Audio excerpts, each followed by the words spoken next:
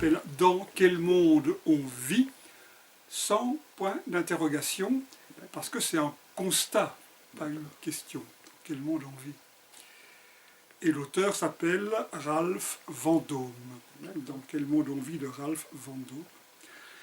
Ralph Vendôme, donc, qui avait déjà publié un recueil de nouvelles aux éditions du Scald, et des nouvelles isolées dans la collection Opuscule de l'Ami Roy, signe ici un deuxième recueil de nouvelles que je trouve remarquable. Alors, remarquable parce que, sans qu'il y ait une once de philosophie exprimée dans ces textes, c'est en fait un recueil de nouvelles philosophiques. Mais c'est au lecteur à se poser les questions induites par la narration, se les poser et se créer une réflexion philosophique, se créer une réflexion morale à partir de ce qu'il lit.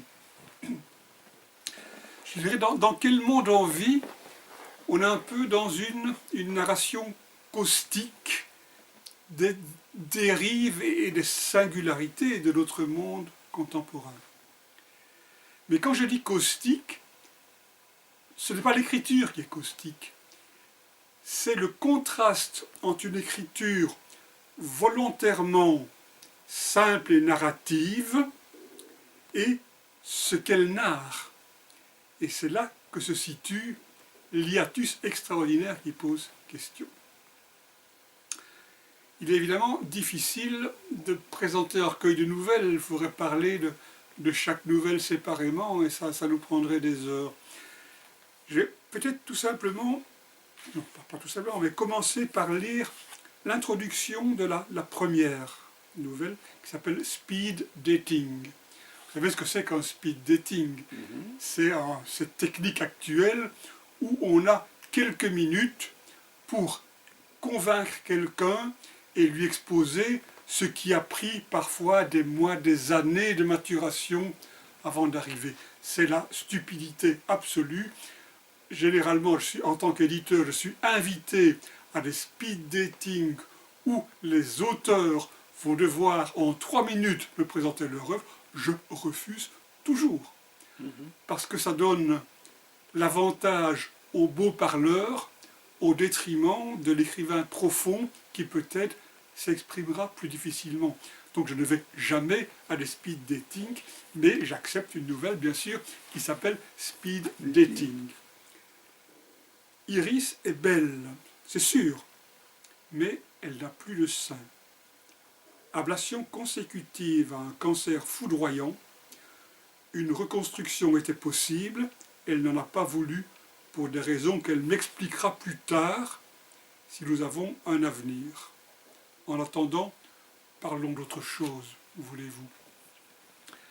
Et donc cette femme, qui n'a plus de sein, rencontre le narrateur.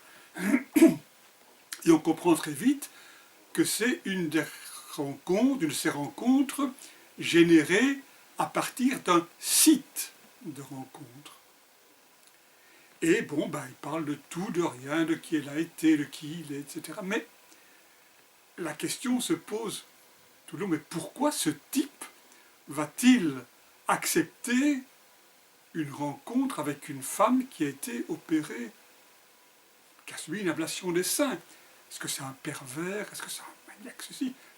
Et c'est évidemment dans le dernier paragraphe, que je ne vous dévoilerai pas, que va se situer la réponse qu'on va trouver, et on va tomber de son... Bon. Et tout est à l'avenant. On a donc une narration simple, mais qui pose question, et ces questions s'éclairent en général vers la fin. Il y a des petites exceptions.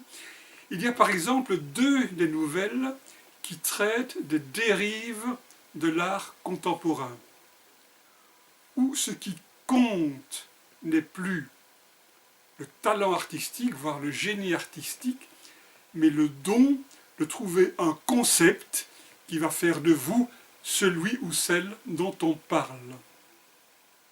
avec un agent qui va bien appuyer sur le concept, etc., etc.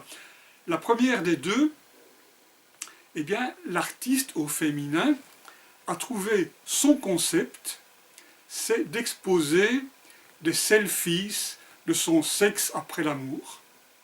Des selfies même pas bien techniquement réalisés, mais ça cartonne, et elle est invitée partout, et on en parle, et on l'interviewe, et bon.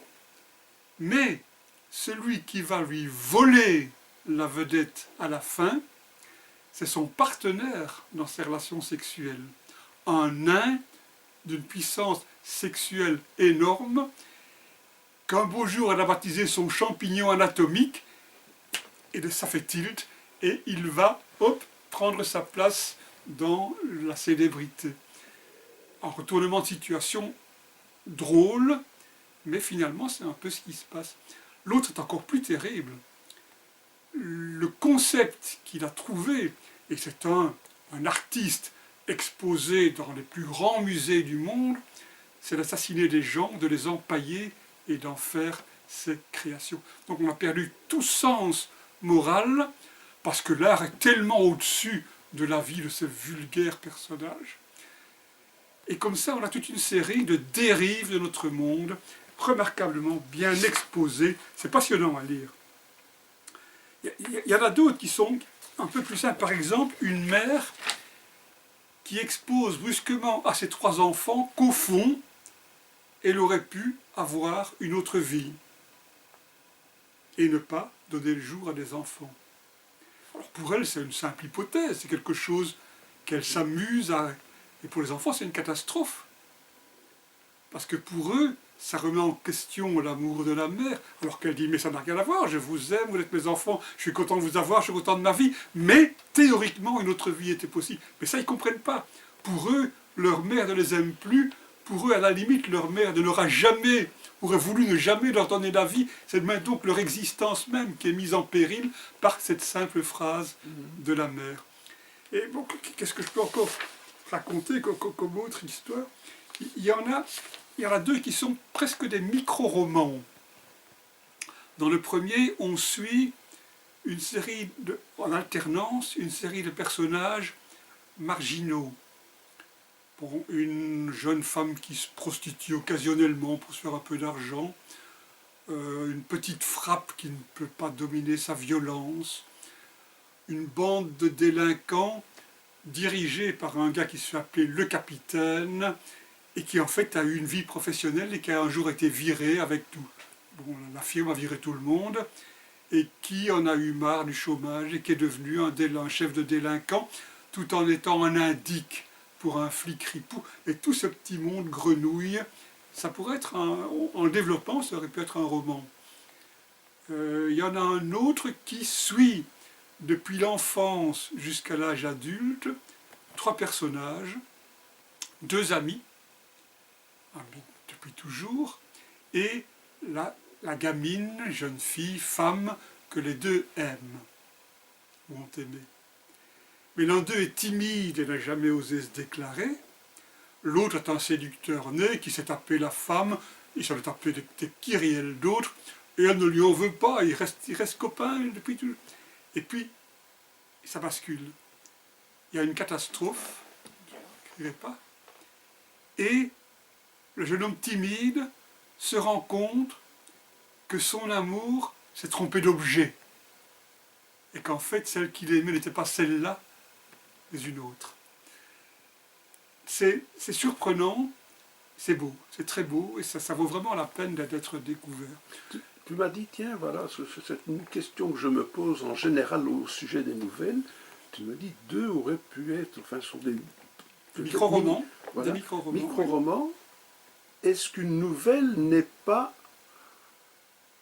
un micro-roman non exploité? Jamais. C'est rare. Sauf, je dirais, la nouvelle russe, par exemple, oui. Beaucoup de nouvelles de Tchekhov sont des romans qui n'ont pas été développés. Mais la nouvelle, soit anglo-saxonne, soit francophone, encore que si on regarde les contes, enfin, ce qu'on appelait les contes, qui sont des nouvelles en réalité de Maupassant, ça pourrait être aussi des micro-romans, si on le développait.